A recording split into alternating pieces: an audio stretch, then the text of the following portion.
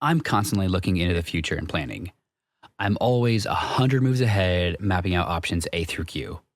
But sometimes I forget to tell everyone what I'm thinking about and how detailed my thoughts really are. And I catch myself explaining to a group of people about this giant plan, and they're looking at me like I'm insane. And I'm like, what the fuck? Why can't you see this? Well, maybe they can't see it because I haven't told them about it in the detail that I have in my mind. And that's on me. And I never knew this was something I did until we started using the Enneagram. In this episode, we're going to explain the Enneagram in detail, but the quick description is the Enneagram is a powerful system for understanding and working with personality styles and team dynamics. We do this so that we can grow as individuals and communicate and connect more deeply with each other. It's kind of like Myers-Briggs-ish. As our team started to grow at goodr, we realized that we needed a way to optimize our team's communication, especially because long before COVID, we were super remote. You only had to come to the office 2 days a week. But we didn't know how to do that until my co-host Sean introduced me to the Enneagram. I was tested and started using it in my personal life almost immediately. Once I found out my Enneagram type, I'm a 7 by the way, I was able to understand so many things about my behaviors and I started to thrive. Then we rolled it out to the entire team at goodr, and it profoundly changed how we communicated and connected with each other. We have over a team of 75 using it today. Let's talk about it. This is culture.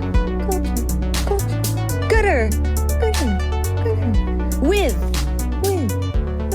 Stephen and Sean.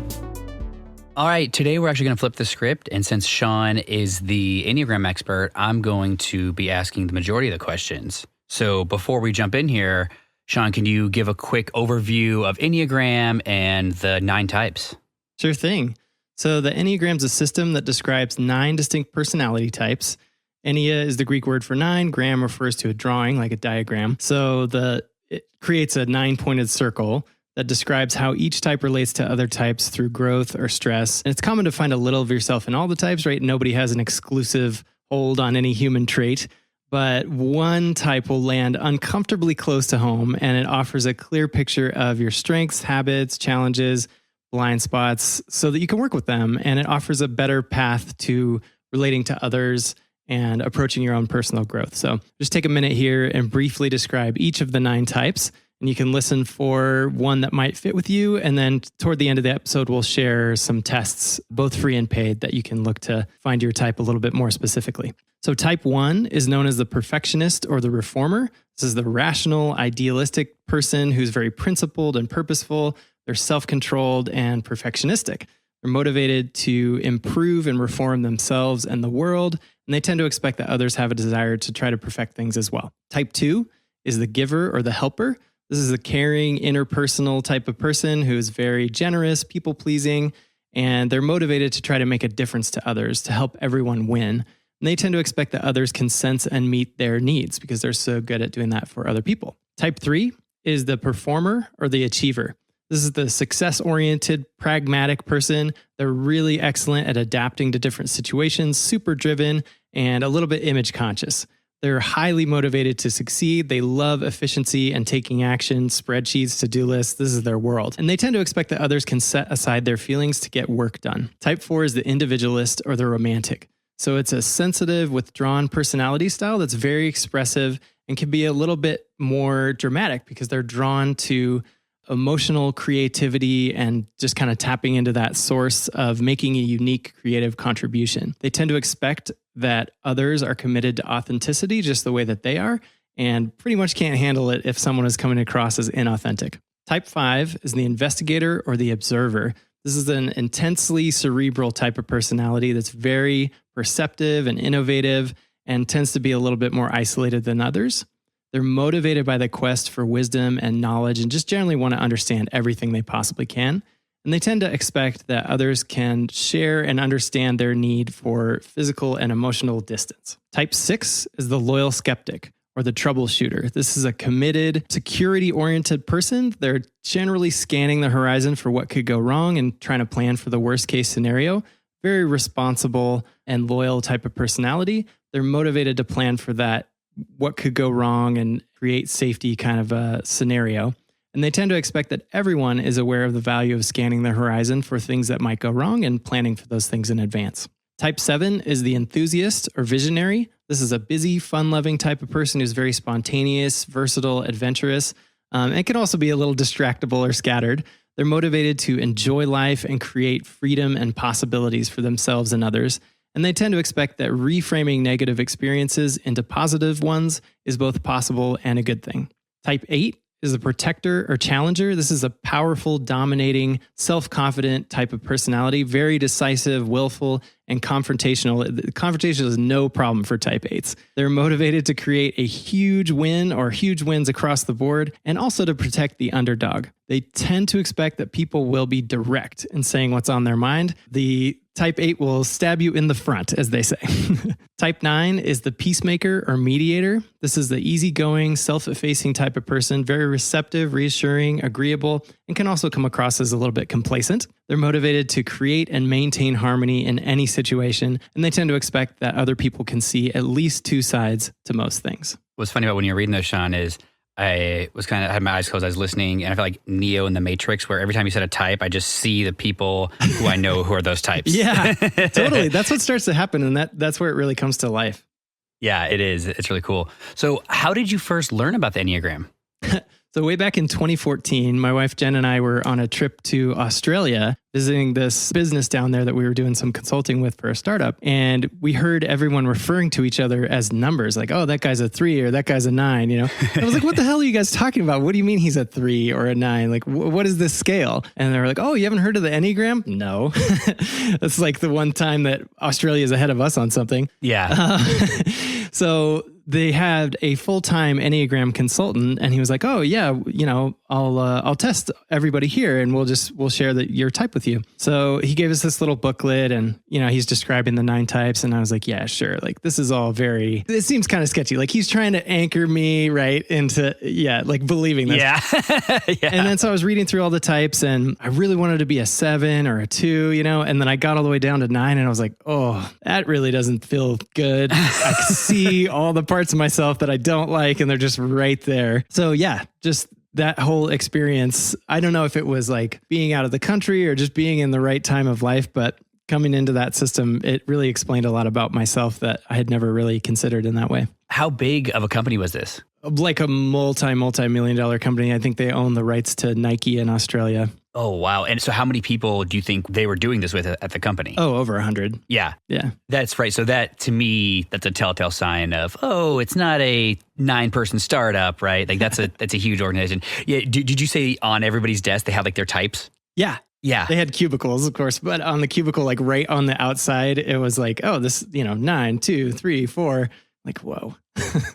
That's awesome. So did you take it immediately? Like from there, where did you take your Enneagram practice from there? Oh, sure. Yeah. So finding out about my type and also Jen's type as well immediately was it was just a revelation of like, oh my gosh, these are traits that each of us has, but they're not personal to us individually, right? Like you can see the chemistry between multiple people as an effect of the combination of their two personality styles more than just who that person is as an individual. Yeah. And it immediately changed the way that we related to each other in our marriage. And then also started to see just the people around us, because we'd only learned their types, on the team there. But it was like probably a week of just going, oh my gosh, like, look at that. Hey, your 9 is showing or your 3 is showing, Yeah. But man, to be totally honest, that was a really tough time in our marriage. And the Enneagram really helped us to depersonalize our issues and just understand them from a lot more objective of a place and forgive each other for stuff immediately and just go, oh man, that is what you're working with. This is what I'm working with. And it allowed us to shift our view from an adversarial position to really just be side by side looking at life together. Oh, that's incredible. When did you introduce it to me? I believe it was like 2.5 years ago. Was it early 2018? Yeah, that seems right. We were on our little Airstream journey around the country and camped up at Malibu. You requested the hipster brunch, as I recall, with the pour over coffee. Yeah, that's right. The hipster brunch was the Airstream Park above Malibu in Sean's Airstream with gin and, like a handmade cup of coffee. Yeah. Yeah. Because we didn't have any electronics. So like there was no way to grind it other than just like, all right, there you go, buddy. You had been using the Enneagram for about 4 years at that point, a little under maybe? Yeah, totally. At that point, I was just studying it myself because it had been such a transformation for me and for us in our marriage. And then probably typed all my family and friends by that point. And so I was like, all right, I'm just going to share this with Steven now. And I think you were probably kind of at a point where it was helpful to learn this kind of thing, right? For sure. Yeah. You're like, hey, we use a thing called the Enneagram, blah, blah, blah, blah, blah. You want to try it? I'm like, I'm in. It was just one of those things of like, yeah, this sounds fun. It was just a fun thing to do, like on a Sunday brunch. Right, And right. that was like my introduction to it. And I remember it wasn't a test, actually. It was like the actual book. Mm-hmm. And you probably had a strong sense of my type before I was doing it. Yeah. But I remember, like reading it and you kind of like walk me through the exercises and doing the combination of, oh yeah, that sounds like me. I'm a type 7. So that sounds like me. Optimist. And then also like, oh, fuck. Oh, shit. Damn it. Yep. That's what I do. Yeah. Oh, there it is. Don't show up for my emotions. Yep. And it hit me like a ton of bricks of both, growth opportunities, the up and the downs of my type. Right. What's funny about sharing that with you the first time was like, oh, if he's a 7, he's going to be down for this because like 7 is like, yeah, whatever, I'll try anything once, twice to see if I liked it the first time. For sure. But I was really surprised by how immediately you just took ownership of all of the more challenging aspects. Like you said, like, oh yeah, I don't get sad. Oh, I guess I don't. Oh, maybe I'm avoiding sadness because that's a pretty core human emotion. Like you just like walking through it immediately and owning it all. For sure. I mean, that was a huge thing. For type 7 is like the avoiding sadness or not showing up for emotions that I was totally doing at the time. And so seeing that being like, oh, this is a thing that I do. All right, I got to solve this. Yeah. Totally. Is there anything else that stuck out to you the first time you learned your type? Just things that were like a little bit mind blowing? Yeah, I think back then it was not showing up for my emotions for sure. Like I'm the king of all gooding everything. Like, oh, it's all good. It's all good. It's all good. And so understanding that, also the not liking to disappoint people, which is directly related to not showing up for your emotions, right? Because you don't want to show up. And then the optimism side. So that was kind of what hit me originally. Now as I kind of progress through, like I talked about in the opening, my vision is a huge strength of, I'm like, oh, that's why I can do these things. And I can put these things together really quickly. And what I realized kind of after the fact is I had created a checkpoint in my life before the Enneagram of I really like doing a ton of things. And one thing a 7's kind of known for, and especially unhealthy, is like not following through on things and jumping from thing to thing. And for me, that's why I got into GTD way before, because I wanted to be able to do all the things on my mind. And so GTD allowed me to do that. And so it was a really interesting how inherently, instinctually, like I had already created a checkpoint in my life to kind of grow in that area. And it's something I didn't realize that till, maybe a year later, kind of thinking about GTD. I'm like, oh, that's fascinating that I did that. Right. So yeah, it's been incredible. I love it. Yeah. That's actually a great point. The Enneagram, when people first encounter it, it describes you at like your default state without having evolved through some of those things, right? Like you clearly identified some area where you were struggling and you've created a solution and worked through it and grew. So as you're reading the types, you're like, oh yeah, I totally used to do that, but now I do this instead. Yeah. For sure. It's been awesome. Are there any checkpoints like for you in your journey that you kind of saw something like that where you're like, oh, that's why I'm this way, or that's why that's how I've been solving? Yeah. 100%. Very similar to types. Like I said, types 2 and 7 really stood out to me. And I learned later those are in the optimistic triad, 9, 7, and 2. But I present myself to the world and also to myself as a person who is never angry. I don't get mad. I just go along to get along. I'm down for whatever. Yeah. But what that means is every time I have a need and I don't express it, I'm just putting like a little bit of lava under a volcano. And eventually, once a year, once a decade, boom, that thing goes off. And, it's super surprising to me or everyone around me. And then I kind of like tamp it back down and like, okay, sorry about that. I don't know what happened there. But what I learned is to check in with that little twist in my gut that goes, ooh, something here is important to you and you're not speaking up. And I've learned that anger contains the exact amount of confidence that's required to express whatever I'm feeling in that moment. So rather than letting it build up and build up to the point where I'll blow up and then say the things that I've been thinking about for the last 9 months and holding in. I just go, oh yeah, this is important. I'm going to share it now. And man, there's like a very clear before this and after this where I was every year just having like a rage explosion. Yeah. And then learning, oh, I can say that. Like, I'm valid. My needs are valid. I'm going to put that out there and someone else can respond in whatever their way is. And that's fine. My guess is you're building up to the rage explosion. You're probably less enjoyable to be around. Oh, fully. And I wouldn't even be aware of that at all. I would be showing up to things and just kind of protesting silently, being a little stubborn. And Jen would be like, hey, what's wrong? Are you okay? I'd be like, yeah, all good. Totally fine. But it's like, no, really not. It doesn't seem fine. Yeah. I describe it as, so obviously like the emotion of sadness, trying to avoid that, where I would, when sadness would show up, it would just be like a faucet. I would let it drip every once in a while, like, oh, drip, drip, drip. And I would never like fully turn it on. And the thing is that water goes somewhere. That water gets stuck behind a dam. Right. And at a point, it will come over the top and destroy you if you don't take care of it in the moment. So now, like, hey, when emotions show up, like opening that faucet and letting them happen in that moment so that they don't crush me. Completely. Yeah. Yeah. And it's like in Dare to Lead, Brene Brown says, if you numb the dark, you numb the light as well. Yeah. And I think both of our personality styles, there's like a Goldilocks zone that we're not going to go too high or too low below that. And approaching things more directly like this allows us to expand that more completely to feel the depths of life as well as the heights. For sure. Yeah. So after we got going with, you learning your type, you were like, oh, I should bring this to my co-founders, and kind of started there at the leadership team level.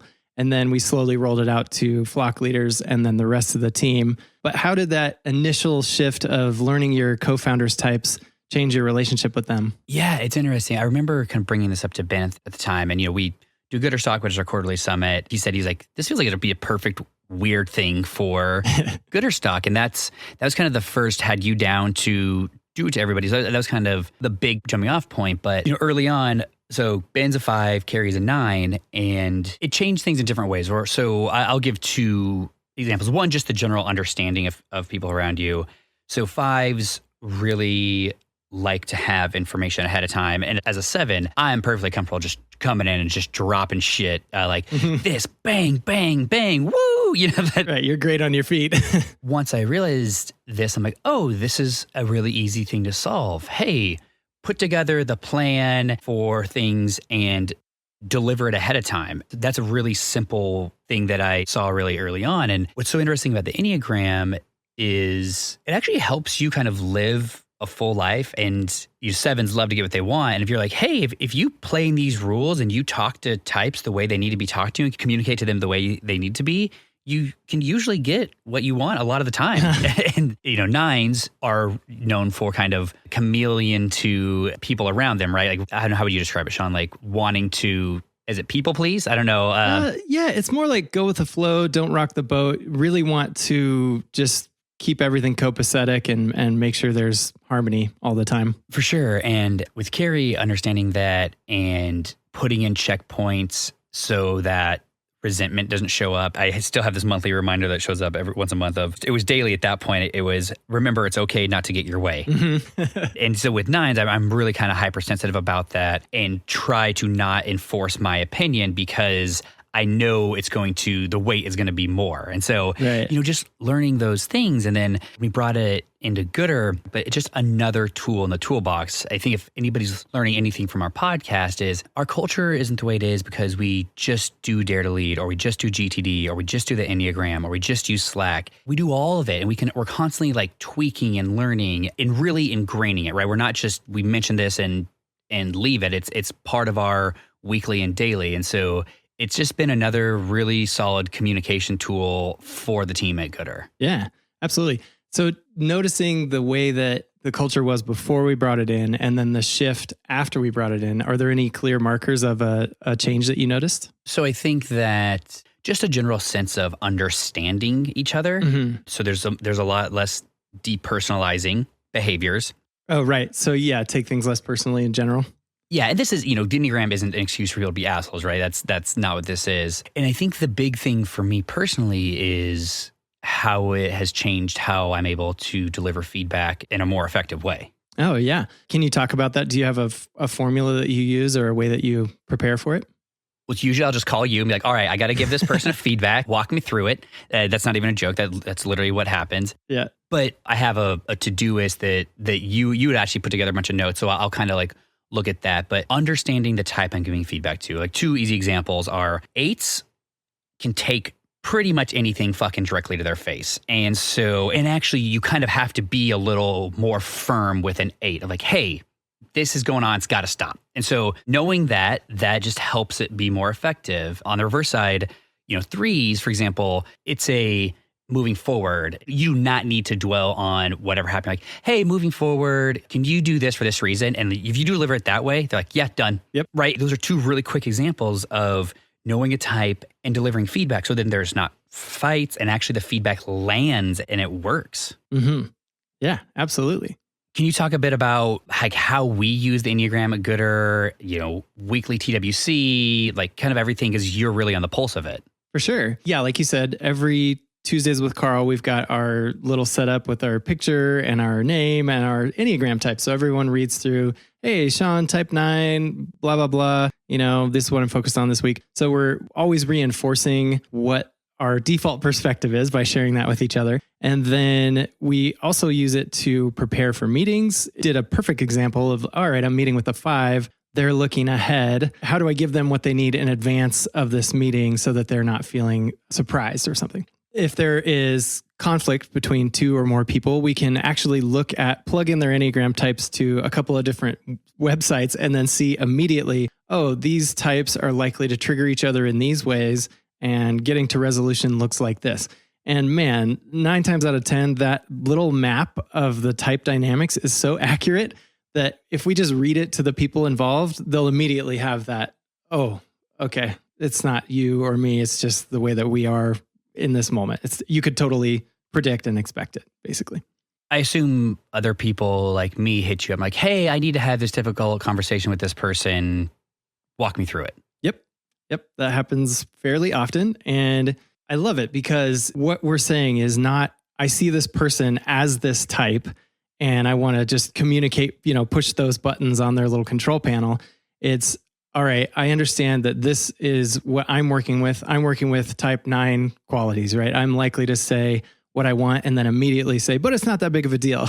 Yeah. So I have to learn to leave it out there. And if I know that I'm speaking to a type 3, I can keep it to bullet points instead of rambling forever and having them check their watch, So it just allows us to prepare ourselves and then prepare our message in a way that can land. It's funny, sometimes people will come in to clear something with me or have a tough conversation with me, and they'll reference that they talked it through with you beforehand. And I remember one recently, the person was like, something happened in March and they go, Sean was telling me he's probably not even going to remember this. So just be prepared that. I was like, that's true. I have no clue. I don't remember this at all.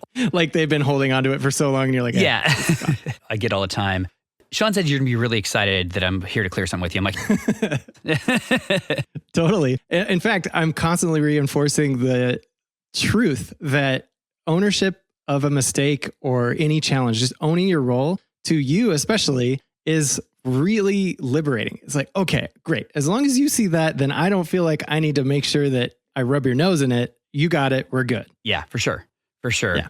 So if we wanted to put together a panel to review a strategy on like a big project, like what are the Enneagram types that you'd recommend being in there and why? For sure. First thing, type 6, because they're going to see all of the things that could go wrong. They're immediately going to notice and feel and express concern. Poke holes. A lot of different, poke holes, ask questions, play devil's advocate. That is so valuable. And type 6s can often feel stuck or feel like they're being a stick in the mud because let's say there's a room full of 7s and 9s and one type 6. Everyone's going to want to just go forward and not worry about anything. Just damn the torpedoes, And the type 6 is going to be like, but have we thought about this and this and this? And what's your plan for that?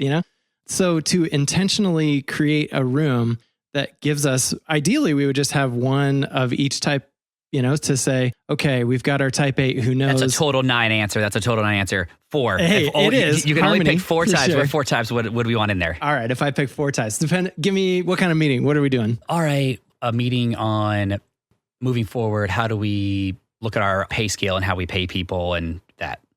Sure. Okay. So we get a type 1 for fairness and standards. Mm-hmm. We get a type 6 to answer all those concerns of different things. Maybe from there, we include a type 3 who's going to give us the action plan and next steps and kind of get us together on that regard. And like a type 7 to pitch it to the team with optimism and energy. What's so amazing is this is something that's been on my list, and I have 4 people already in mind, and legit, there's a 1, 3, 6, and 7. We didn't plan this, people. Yeah, that's funny. So when we first started hiring at goodr, Carrie and I did all the hiring, and we're 7s and 9s. And so when you first came in, when you kind of looked at our pie chart of types, it was 30% 9s, 30% 7s, and then the other 40% was just made up with the rest of the types. What's it like now? Because you have your finger way more on the pulse of it. Oh, totally. Yeah. At first it was completely stacked 7s and 9s. And now the last round of hiring, we had at least one of every single personality style. Oh, wow. Which it speaks to the way that we've shifted the hiring process in general. But also, back when it was just you two, it's really easy to meet someone and go, oh yeah, great. We really get along. Like, this is great. That'll be awesome. And then you pull in another 7, Carrie pulls in another 9, and it's stacked like that. So we've done a lot to try to make sure that we're balancing out not only, just diversity in general, but a diversity of personality styles on our teams as well. Do you know the stats of like how many we have of each? It's pretty balanced at this point. Yeah. I could track it down exactly, but the last time I checked, it was really, really balanced across the board. Basically every type has between probably 8 and 15%. Right. Yeah. Yep. That's a great estimate. Yeah. You know what that is? That's type 7. Just bam, bam, bam. Swing it. So we test and train everyone in the Enneagram during the first week. What's most people's first experience like with it? I mean, it just happened. We just did one this week, right? Right. Yeah, we did. Yeah, a couple. Totally. It depends on the type, as you might imagine. Like when they're hearing about it, I remember a couple of type 5s, the first time we rolled it out, they were like, I don't know about this because I don't know anything about it. And I was like, whatever that is, that says something about your style. And then it'll be in type 5. Of course, they want to know everything. And then the 9s are like, yeah, cool, whatever, sounds good. This is what we're doing. But at first, it's kind of that dance between seeing and accepting was previously like a blind spot, right? The Enneagram is brutal. It just hits you right where it hurts. Yeah. And to see that straight away, it can be pretty challenging. So talking people through their style and sitting with different things, that's kind of like the art and science of it, right? To get people to really think about, over the course of my life, have I experienced these things? And then find that type that really kind of fits in the uncomfortable way that hits a little too close to home. One of the things that's kind of funny is when you take the test, it feels like someone would be insane to answer any differently than you've answered yourself. I sit with these things and I pick this one. Like who else would pick that one? That's for crazy people. But then everyone comes out totally different. And so it just solidifies, we really are working with different assumptions and expectations, and we're coming from a different perspective. So allowing people to see that perspective and then own it is a really cool process. Has there been anybody at goodr who just was really combative about it? I don't know if I've heard any stories. Was there any struggle like that? Not really.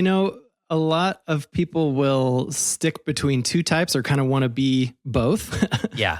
I'm both a 2 and a 6 or something. But really, it's understanding what's your core motivation most of the time in your life, throughout most of your life. It shows you kind of your default perspectives. We can easily put on, I can put on my type 6 hat and scan the horizon for what might go wrong and ask other questions. Like I said at the beginning, nobody has an exclusive hold on any of these human traits. It's just what are our defaults and our baselines.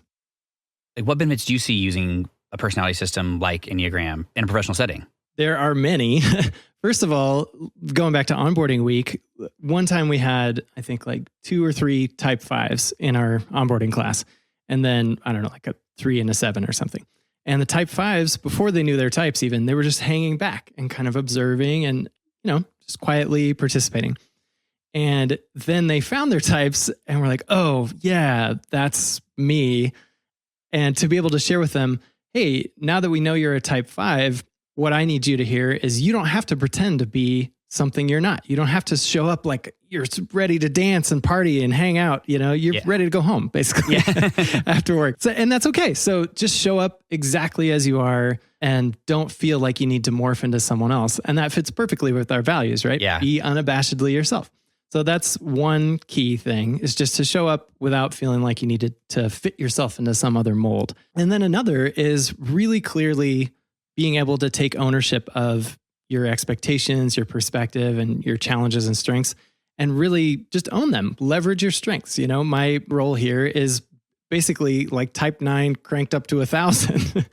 And so that allows us to see our natural habits and tendencies and really work with them rather than trying to go against them. It's all coming across harmony from this 9 here. For sure. That's very real. What are some of the challenges that you've seen for this? Definitely. It's easy to use it as a crutch. Like it's easy to say, oh, I'm a type 9. So, I'm probably not going to be on time for something. Yeah. No. Yeah. Yeah. Right. The idea is not to reinforce constantly our limitations, because that's actually what our personality is all of the little limitations that we've built for ourselves and then gotten really comfortable with. We could do things differently anytime that we wanted to. It's just that we probably won't. Yeah.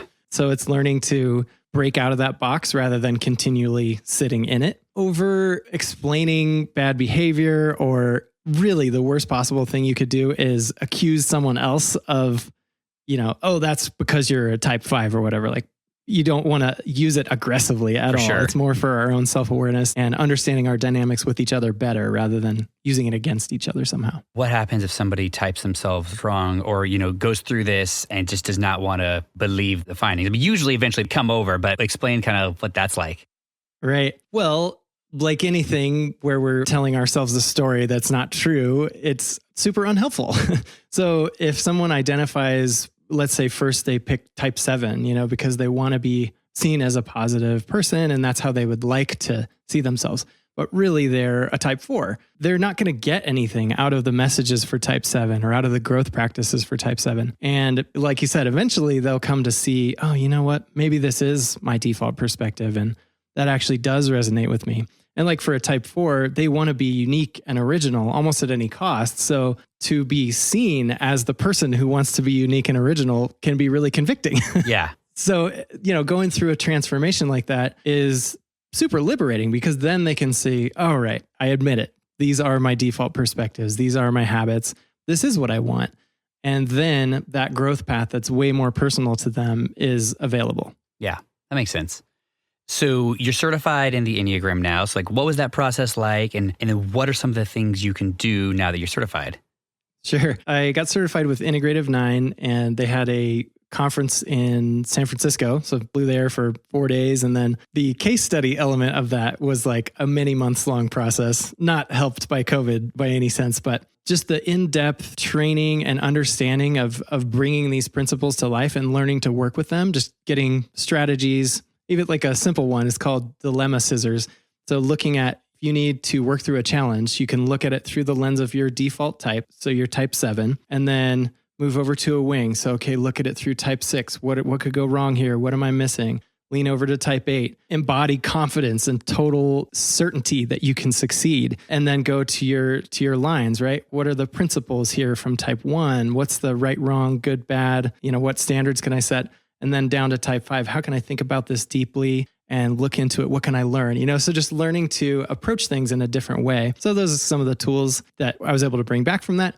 But then also we can unlock these team reports that we can actually run. Okay, we know everyone's personality styles. Now, what is the makeup of our team? Oh, our team is a type 2 or our team is a type 7. Yeah. So you can actually start to see the way that you behave as a group is also its own kind of personality style. That's awesome. So, we've covered a lot today, but is there anything with the Enneagram that we're not doing now that you're excited for us to try in the future? I actually think what you just alluded to is how do we use it to build teams better? I'm a big believer in you can never have more than 6 people working on like a project or brainstorm. It's just too many things, but saying like, all right, hey, when we're doing it, obviously it's not always the same 6, but just balancing that. And what's the decision matrix if somebody's leading a project to make sure that people are in there. And then I think especially, all right, I'm a 7. So if I'm leading a project, what are the types I need to make sure are in my group that are going to have a much differing viewpoint than me? And I think that's the next evolution of really instilling that in everyone. Yeah, for sure. All right. All right. We've covered a ton. Are you ready to go to the lightning round? Oh, yeah. Let's do it. All right. So what was the hardest thing to accept about being a type 7? Oh, telling people no and disappointing them, just being like, accepting. I'm like, no, I don't mind telling people no. I'm like, yeah, yeah, I don't know. I don't. I hate it. I actually hate it. Makes sense. What's your favorite thing about being your type? Oh, my vision. I can see 1,000 moves in the future. Mm-hmm. If you could change types, which other type would you change to? I mean, bro, I wouldn't change types because everybody knows a 7 is the best. Probably 1, actually. I really get along with 1s really, really well. Mm-hmm. Yeah, that's actually connected through the line there too. So you're pretty familiar with it, but makes sense. Yeah.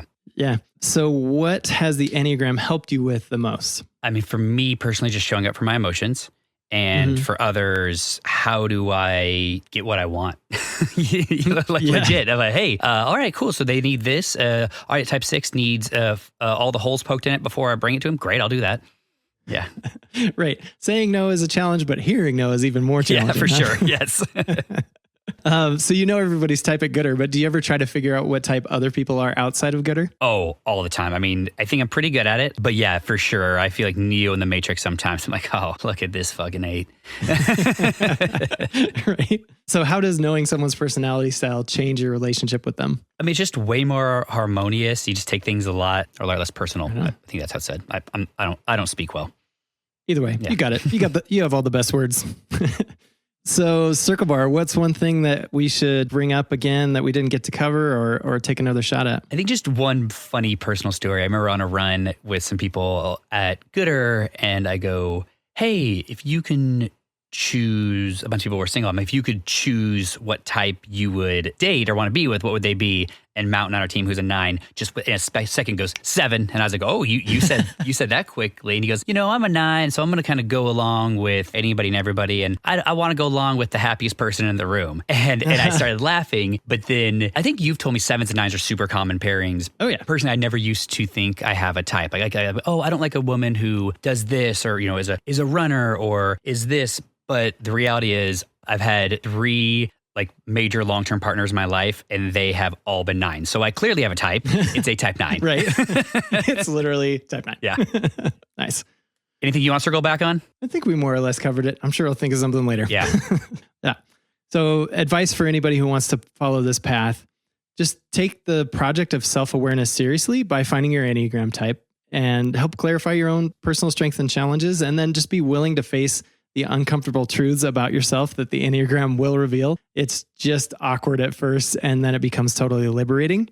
Sean, and is it like the Enneagram doesn't put you in a box? It helps you get out of the box you're already in. Is that how you'd say that? Yes, exactly. It can feel like you're being put into a box, especially for the styles that want to feel more independent and unique and original. However, we all have our own default perspective, and that's the box we're in, and that's what the Enneagram shows you. Yeah.